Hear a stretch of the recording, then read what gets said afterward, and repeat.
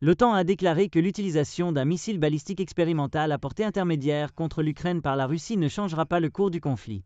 Un tel mouvement, a déclaré la porte-parole de l'Alliance, Farah Dakhlala, ne dissuadera pas les alliés de l'Ukraine au sein de l'OTAN de soutenir Kiev. La Russie essaie de terroriser les civils et d'intimider les alliés de l'Ukraine en utilisant ce type de missile. Mais cela ne change pas la position de l'Alliance. La Russie a exprimé qu'elle est convaincue que les États-Unis comprennent l'avertissement que Moscou a envoyé à l'Occident. Le message principal est que les décisions et actions imprudentes des pays occidentaux qui produisent des missiles, les envoient en Ukraine, puis participent à des attaques sur le territoire russe ne peuvent pas rester sans réponse de la part de la Russie, a déclaré le porte-parole du Kremlin, Dmitri Peskov, qui a ajouté que la Russie n'était pas obligée d'avertir les États-Unis de l'attaque, mais qu'elle les avait néanmoins informés 30 minutes avant le lancement. Peskov a souligné que malgré tout, le président Poutine reste ouvert au dialogue.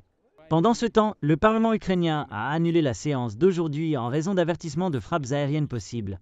Bien qu'il n'y ait pas eu d'annonce officielle de ses dirigeants, le député Oleksiy Oncharenko a écrit sur Telegram que la prochaine séance est prévue pour le 22 décembre.